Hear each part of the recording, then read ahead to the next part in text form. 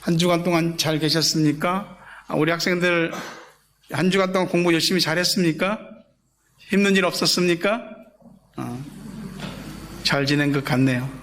우리 교우들도 하나님이 인도하셔서 어쨌든 한 주간 하나님께서 여러분의 마음이고 생각이고 가정이고 자녀고 생활이고 지켜주신 줄 믿습니다. 그래서 오늘 이 자리에 나왔는데 하나님의 예비하신 은혜와 복이 여러분들에게 임하기를 주의 이름으로 축원합니다. 서로 함께 인사하십시오. 기쁜 마음으로 사랑합니다. 축복합니다.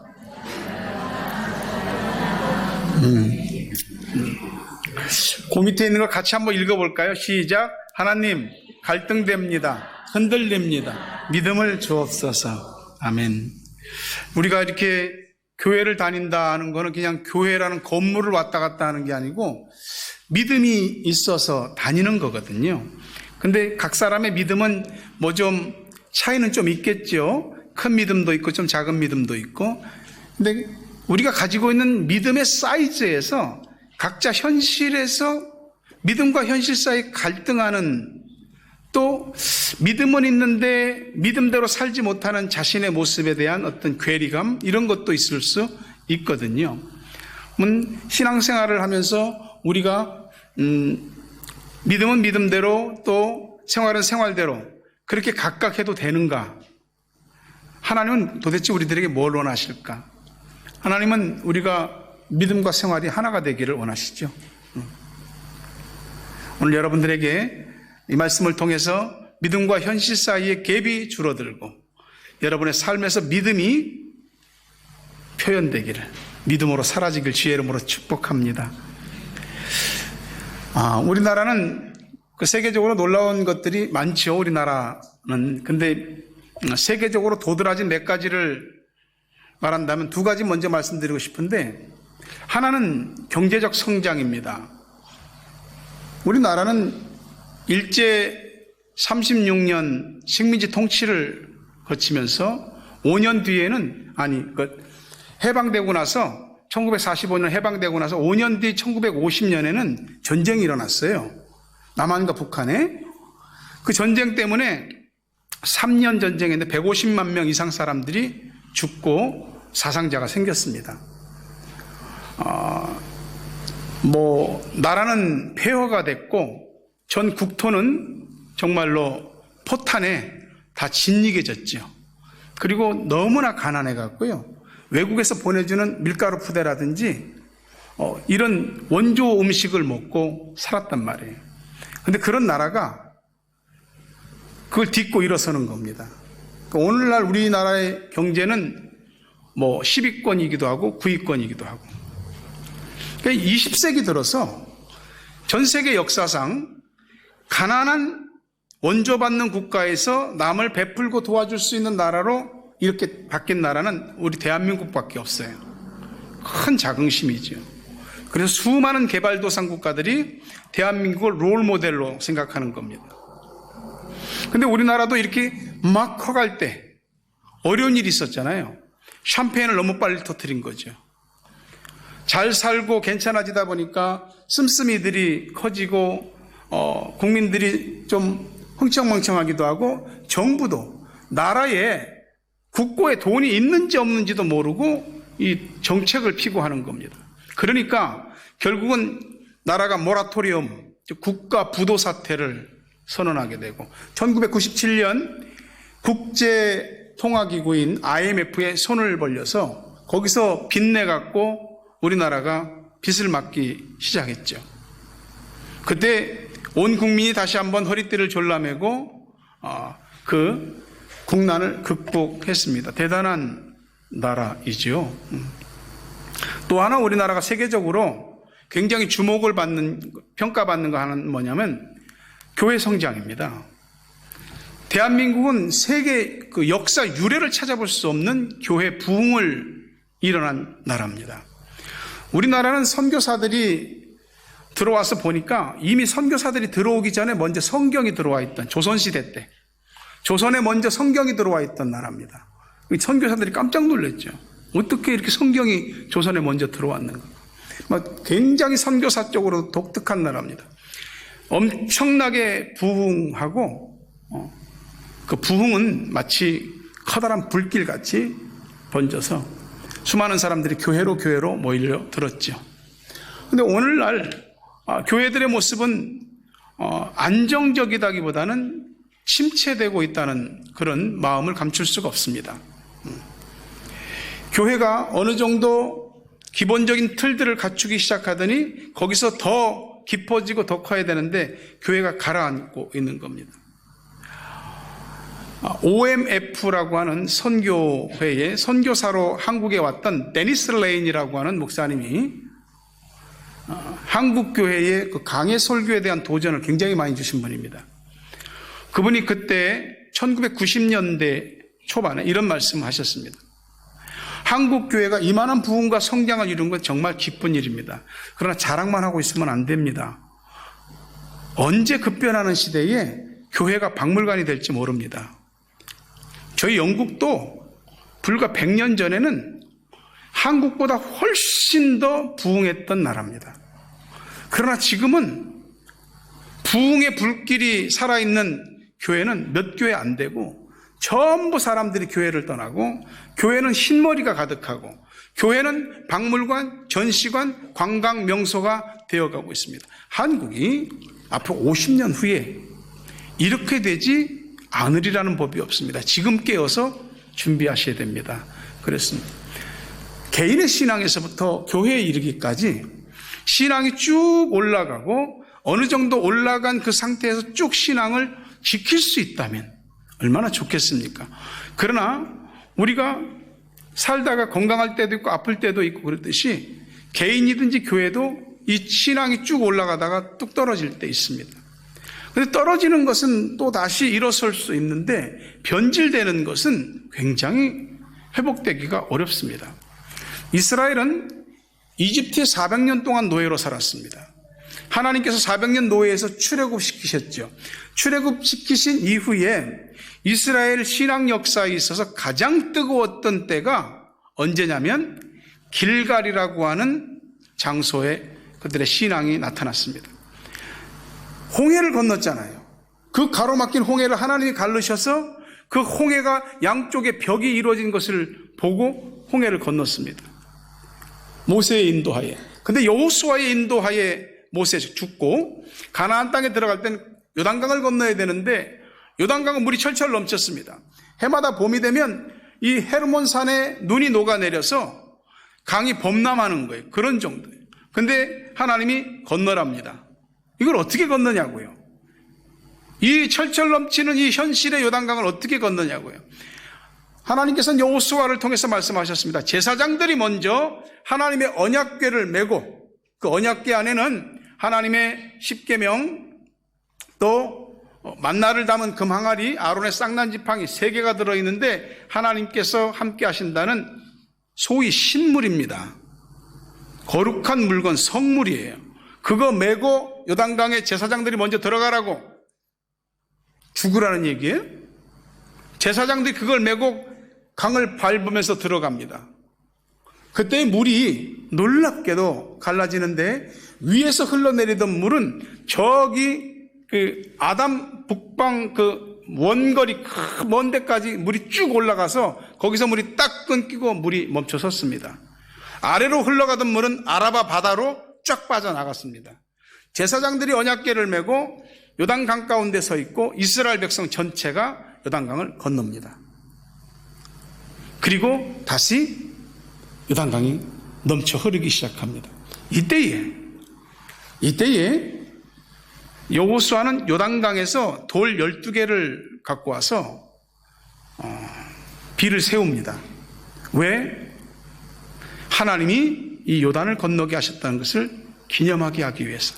그리고 그 장소를 길갈이라고 불렀습니다. 길갈은 애굽의 수치를 벗어났다 그런 뜻이에요. 우리가 이집트의 노예로 살았던 그 노예가 아니라 이제는 하나님의 자유인이라는 것을 선포하는 매우 중요한 거죠. 근데 그 길갈에서 중요한 일을 하나 하는데 그게 뭐냐면은 할례를 행하는 겁니다. 앞에는 적군 여리고 성이 코앞에 있습니다. 뒤에는 다시 요단강이 흐르고 있습니다. 근데 거기서 할례를 행하랍니다. 이스라엘의 모든 남자들이 할례를 행할 때 만약에 적이 쳐들어오기라도 한다면은 꼼짝을 못하는 상황에서 다 죽을 수밖에 없는 겁니다. 근데 왜 할례를 행하냐고요?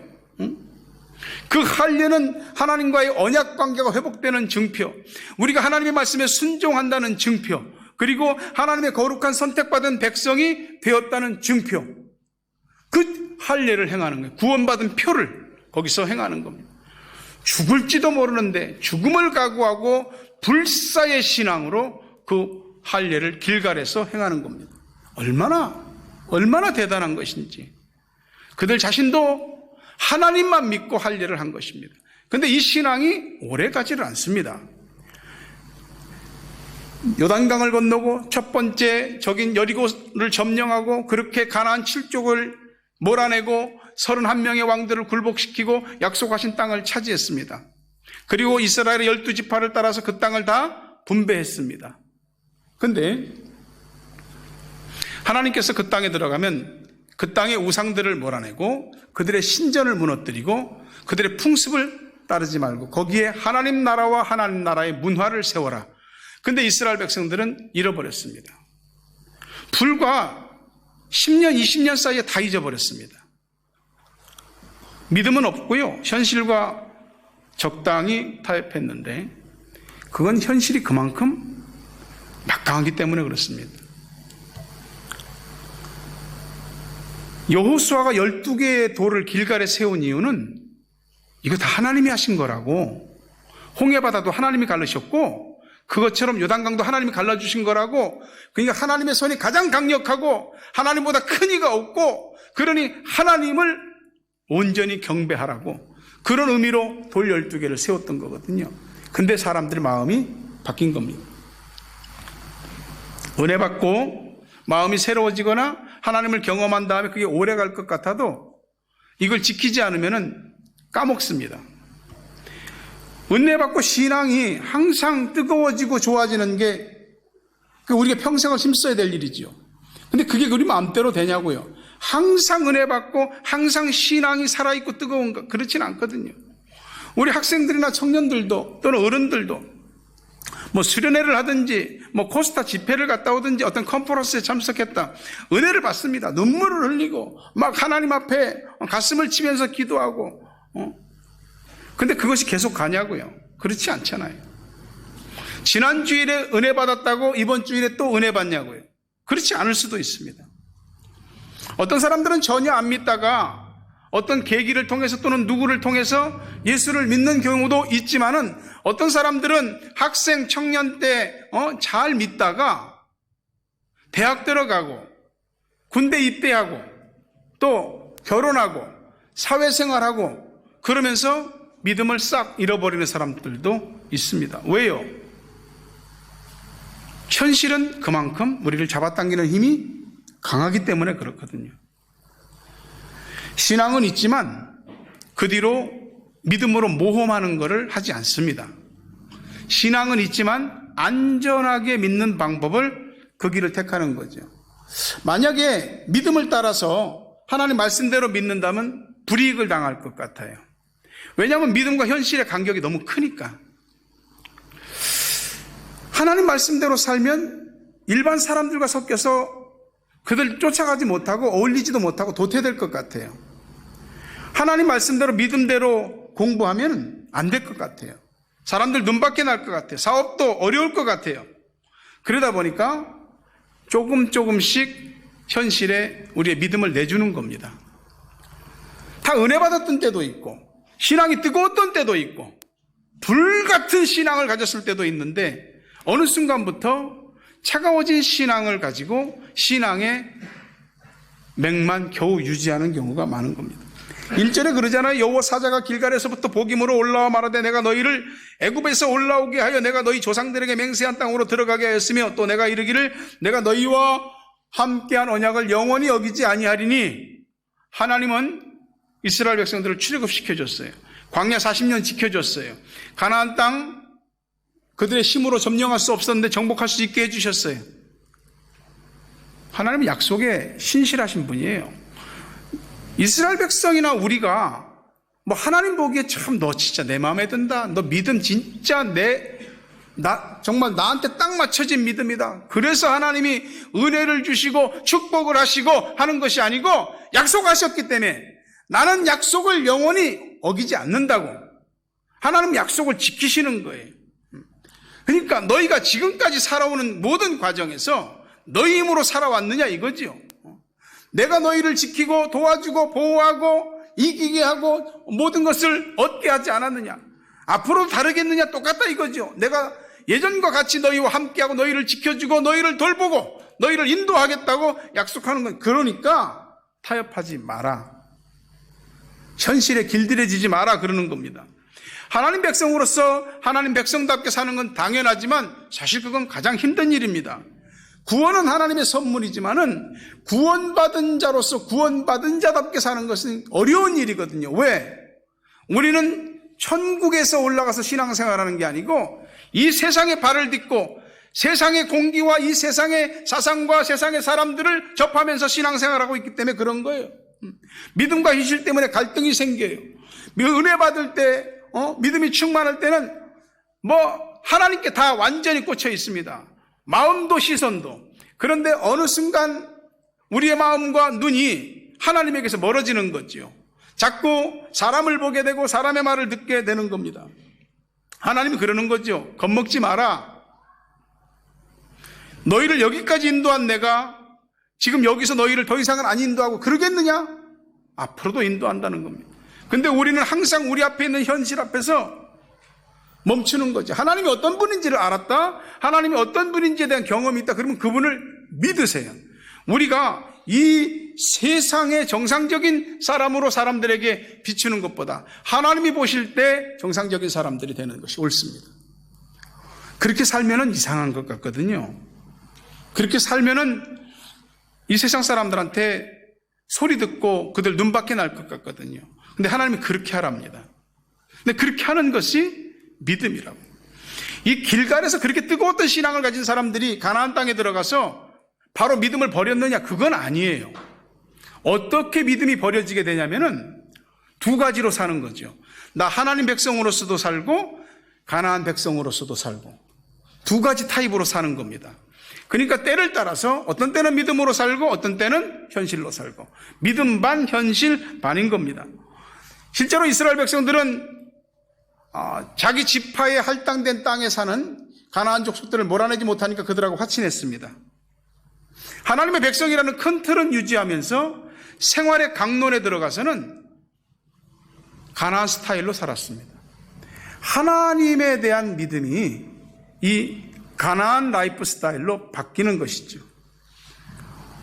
그건 사람을 의식했기 때문이에요. 믿는 사람들끼리 이스라엘 공동체 안에 있을 때는 그래도 하나님이 가운데 있었고 하나님을 중점으로 이렇게 했는데 안 믿는 사람들 틈바구니 속에 들어가 보니까 그들은 또 다른 방식으로 살고 있는 겁니다. 근데 그 사람들이 사는 방식도 다 밥 먹고 살더라고요. 그렇게 살아도 다 괜찮게 살더라고요. 그러다 보니까 꼭 하나님을 믿고 말씀을 따라 사는 것만 사는 길이 아니구나. 그리고 말씀은 오히려 현실에 불편한 게 많은데 현실에 맞춰서 포커스를 맞춰서 살면 그래도 괜찮겠다. 사람의 눈과 사람의 말에 민감해지면서 하나님의 눈과 하나님의 말에 둔해지기 시작했습니다. 그리고 사람 쪽으로 기울어지는 거죠. 우리도 그러잖아요. 교회에 들어와서 믿는 사람들끼리, 교인들끼리 이렇게 있을 때는 다 믿음의 공동체고, 여기서 다 믿는 것 같고, 믿음이 있는 것 같고, 그런데 우리가 각자 집으로 돌아가고, 우리 생활터로 돌아가고, 그러면은 거기서부터는 우리 믿음이 어떻게 되느냐? 믿음은 전부 교회 문을 나설 때 교회 한쪽에다 다 내려놓습니다. 그리고 현실은 현실적인 감각으로 사는 거죠. 현실로 가면 믿음과 또 현실에 대한 이 감각들이 막 뒤섞여서 머리 영리하게 아주 스마트하게 이 세상을 살아가는 경향이 너무 많은 거죠. 이스라엘 백성들은 가나안 땅에 들어가서 안정된 삶을 원했습니다. 광야 40년 살아봤거든요. 날마다 텐트 치고 하나님이 텐트 걷고 출발하면 출발하고 또 멈추라면 또 멈춰서 텐트 치고 맨날 하늘에서 내려온 그 만나만 바라보고 있고 뭐냐고. 우리 힘으로 할 수 있는 게 뭐냐고. 가나안 땅에 살면서 다시 광야로 돌아가고 싶지 않은 거예요. 목표를 잃은 사람들이 무너지는 이유는 놀랍게도 목표를 이룬 다음에 진짜 목표와 목적을 망각하기 때문에 무너지기 시작하더라고요. 세상에서 이 정도, 요렇게 해서 이 정도 살았고 이 정도 레벨을 굳혔으면 여기서 더 세상적으로 살아야지, 이런 생각들을 갖게 되는 겁니다. 믿음으로 살면 사람들하고 못 어울릴 것 같고 사회생활 못할 것 같고 학교생활 못할 것 같습니다. 예수 믿는다는 이유로 사람들에게 주목받고 싶지 않은 거지요. 예수 믿기 때문에 그 사람들하고 다르게 생각하고 다르게 말하고 다르게 행동하는 것 때문에 그 사람들하고 갈등을 일으키고 싶지 않은 겁니다. 만약에 이스라엘 백성들이 가나안 땅에 들어가서 그들의 풍습과 그들의 종교와 타협하지 않고 끝까지 그들을 몰아내고 싸웠다면 어땠을까요? 많이 힘들었을 겁니다. 어쩌면 가지고 있는 것을 더 잃었을지도 모릅니다. 그러나 그 모든 과정에서 하나님이 어떤 분인지를 알고 하나님의 능력이 나를 어떻게 보호하고 하나님께서 어떻게 나를 책임지시는지를 경험하게 되었을 것입니다. 우리가 하나님을 두려워하기 시작하면 사람을 두려워하지 않지만 사람을 두려워하기 시작하면 하나님이 두려워하지 않습니다. 그게 익숙해지기 시작하면은 나중엔 하나님 말씀대로 순종을 못하는 거죠. 하나님께 올인하는 게 어디 있습니까? 올인이 어디 있어요? 오늘날 하나님에 대한 절대적인 신앙이라고 하는 게 어디 있느냐 이 말이죠. 천연기념물보다도 더 귀해졌단 말이에요. 믿음이라는 것이. 온전히 하나님만 바란다, 하나님의 도우심만 바란다, 그건 굶어 죽기 딱 좋은 얘기야.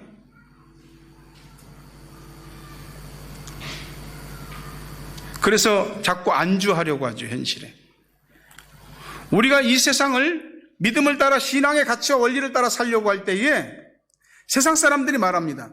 그렇게 해서 밥 먹고 살겠어?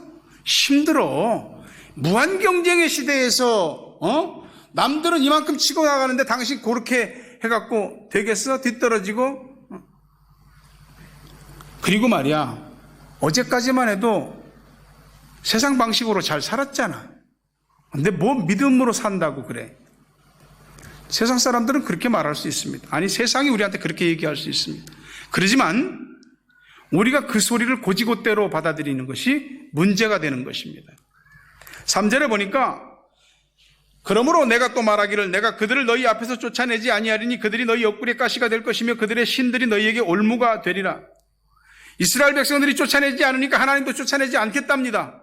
너희들이 그들하고 잘 어떻게 꿍짝꿍짝 해갖고 살기로 마음 먹었는데 그것이 너희 옆구리에 가시가 될 것이고 너희 발에 올무, 덫이 될 것이라는 얘기입니다.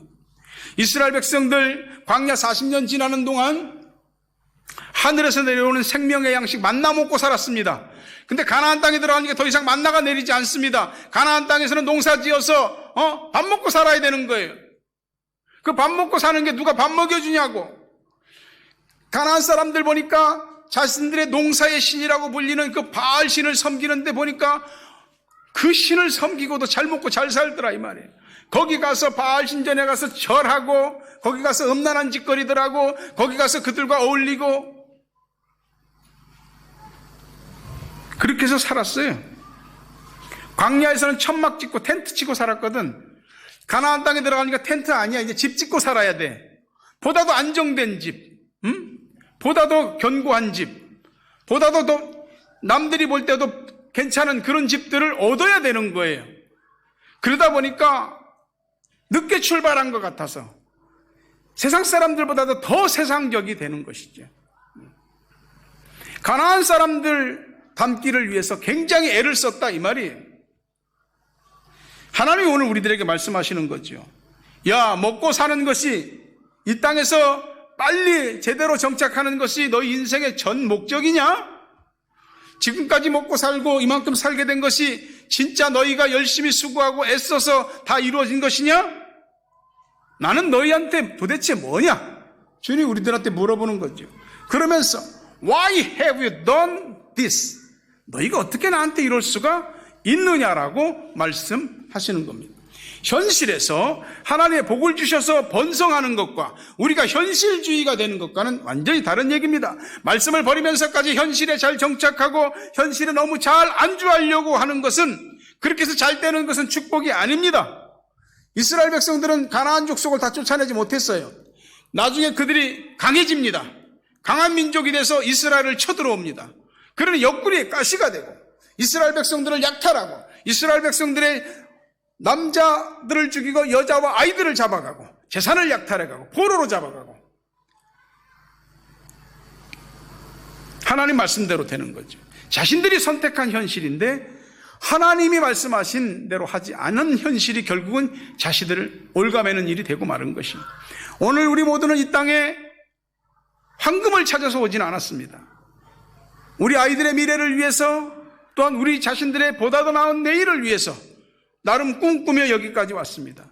다들 사는 거 보면 나름 힘들게 일하고 힘들게 공부합니다. 아이들 뒷바라지 하느라고 피곤하지 않은 날이 없습니다. 이리저리 많은 일들이 바쁩니다. 근데 애들 데리고 주일 예배를 온다, 수요 예배를 온다, 뭐 금요 기도를 온다. 정신이 있는 거냐 없는 거냐 이 말이죠. 애들 공부시키기 위해서면 열심히 공부시키고, 애들 재능 발견해서 개발시키고 뭐 전념을 해야지 말이야. 뭐 하고 있는 거냐고. 능히 이런 소리를 들을 수 있는 겁니다. 여러분들은 지금 그러고 있는데 잘하고 있는 거지. 제가 볼 때는 한국 가면 지금보다 신앙생활 잘할 것 같으냐? 글쎄요.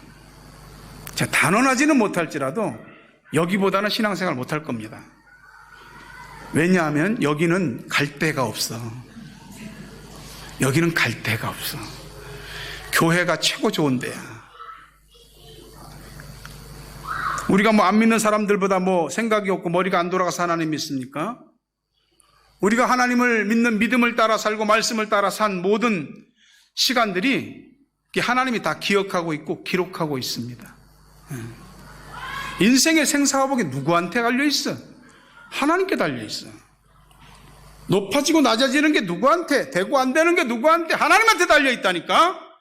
그걸 믿고 우리는 육신의 한계와 자신의 환경의 한계를 이기고 이렇게 믿음으로 예배하고 믿음으로 하나님을 섬기고 있는 겁니다.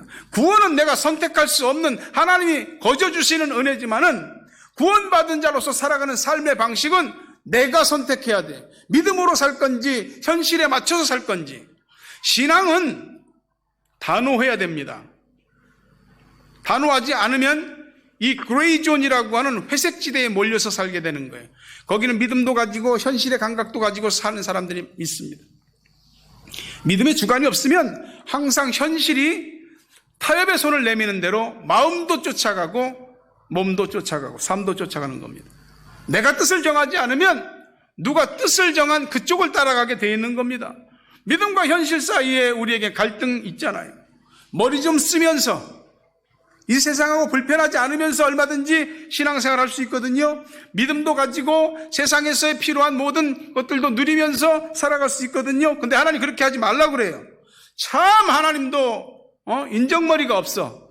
참 하나님도 눈치도 없고 참 하나님도 현실 감각이 너무 없어. 세상 물정을 너무 몰라. 하나님은 어떻게 우리 입장과 처지를 조금도 모르고 그렇게 답답한 소리 하시냐고.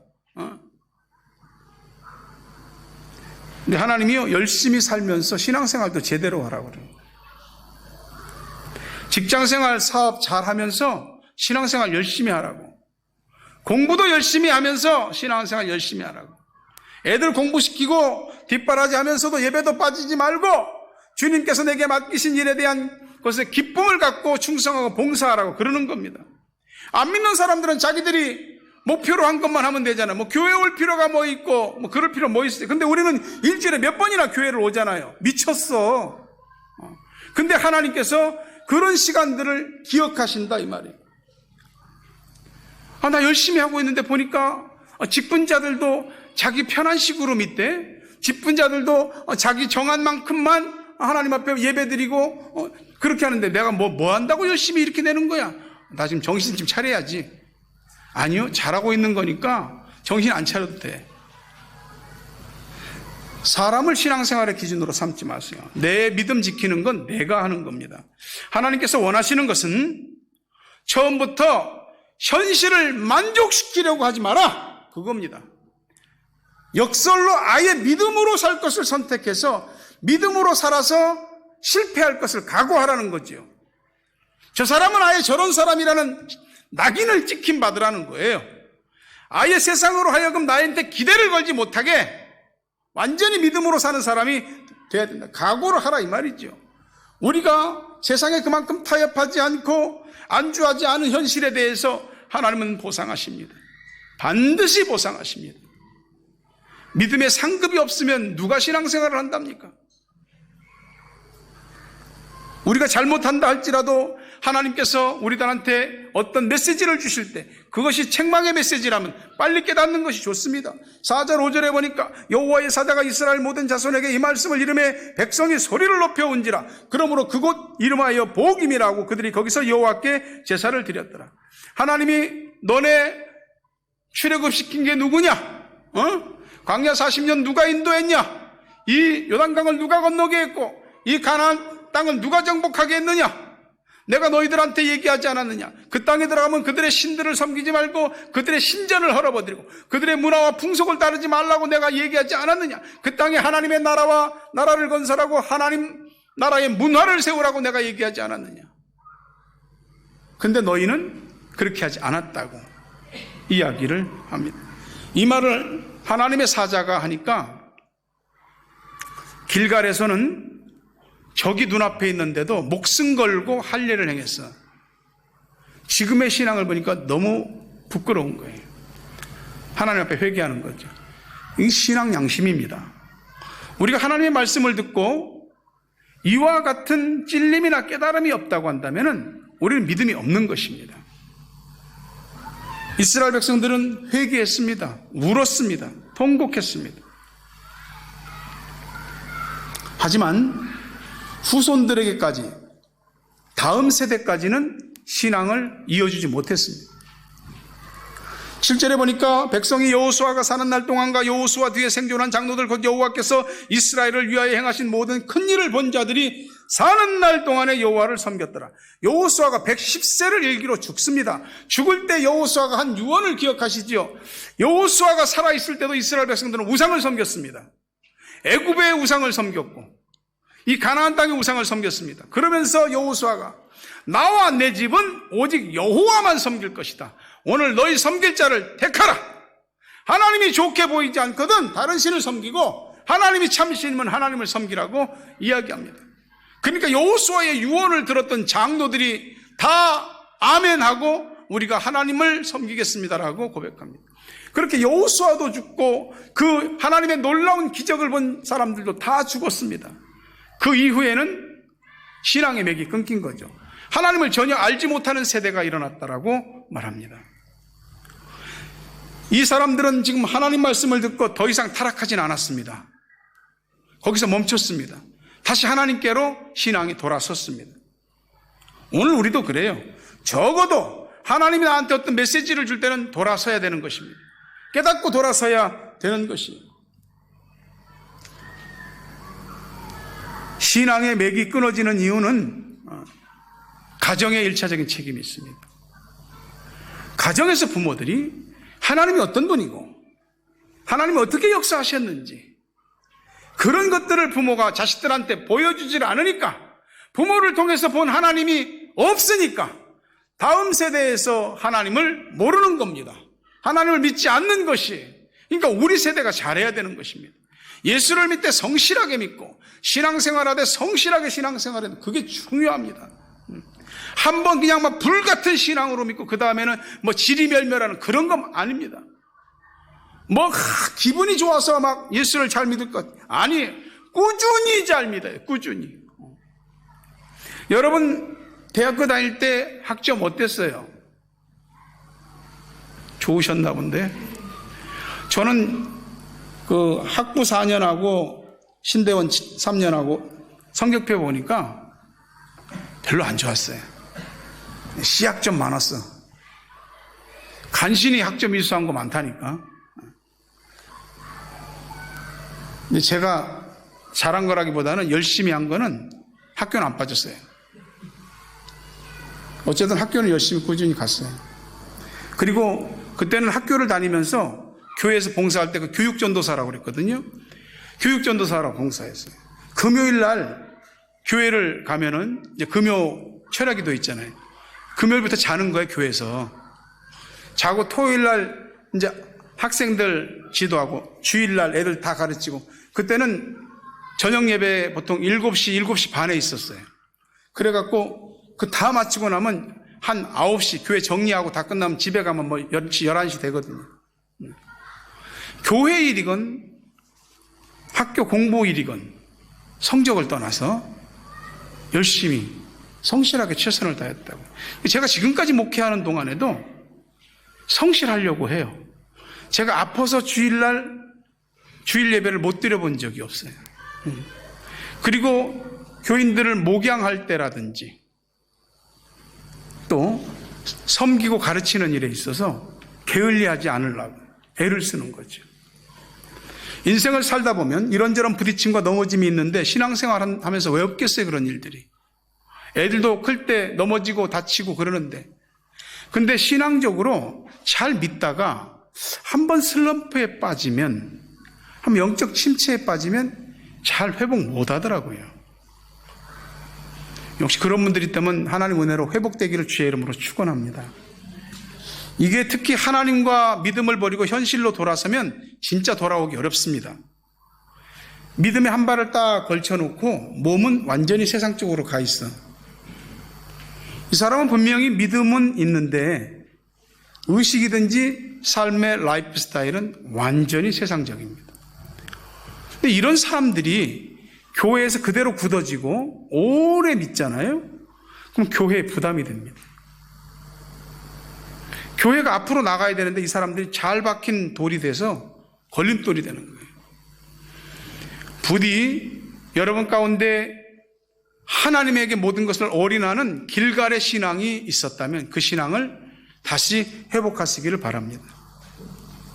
경건의 능력은 말이죠, 하루아침에 되는 게 아니고 하루하루 쌓아가는 겁니다. 경건이 상실되는 것도 마찬가지예요. 하루아침에 없어지지 않아요. 삼손이 갑자기 힘이 없어졌나요? 아니잖아요. 들릴라의 무릎팍을 베고 하나님 머리카락에 관한 하나님의 비밀을 가지고 농담하고 장난하고 거짓말짓거리에 대고, 그러니까 한순간에 힘이 사라져 버리는 거예요. 경건의 능력도 하루하루가 무너지면 나중에 다 상실되는 겁니다. 꾸준한 믿음이 좋은 믿음, 꾸준한 믿음이 큰 믿음. 어쨌든 꾸준해야지 한 곳에 뿌리를 내리고 큰 나무가 될 수 있습니다. 여러분이 어떤 경로를 통해서 믿음을 갖게 되었는지는 다 모르지만 여러분이 가진 믿음을 지키십시오. 현실이라고 하는 것은 도저히 건널 수 없는 홍해와 같고 넘을 수 없는 요단강과 같습니다. 거기 하나님의 은혜로 건넜다고요. 우린 다르겠습니까? 오늘도 우리 현실 앞에 홍해라는 것이 있고 요단강이라는 것이 버티고 있어요. 그걸 우리 힘으로 못 넘지요. 하나님의 능력으로 넘는 거예요. 어제도 하나님의 은혜로 살았으면 오늘도, 어제는 하나님의 능력으로 살았으면 오늘도 하나님의 능력으로 사는 겁니다. 현실이 하자는 대로 하지 말고 믿음이 하자는 대로 해야 됩니다. 말씀을 맺으려 합니다. 하나님은 신실하시고 능력이 무한하신 분입니다. 그 하나님이 나의 하나님임을 믿으시기를 바라요. 믿음을 버리면서까지 현실에 안주하고 현실에 안정된 것을 추구하려고 하지 마십시오. 한번 잘 믿는 것으로 끝나지 말고 꾸준히 잘 믿으시고, 혹 내가 잘못된 신앙의 길에 서 있을 때 하나님이 말씀으로 깨달음을 주시거든요. 울며 일어나서 잘못된 것을 고백하고 다시 새로워질 수 있기를 바랍니다. 하나님은 반드시 어느 시점에 말씀을 따라 산 여러분 보상해 주시고 다시 되돌려 주시고 넘치도록 축복해 주실 줄로 믿습니다. 주여, 우리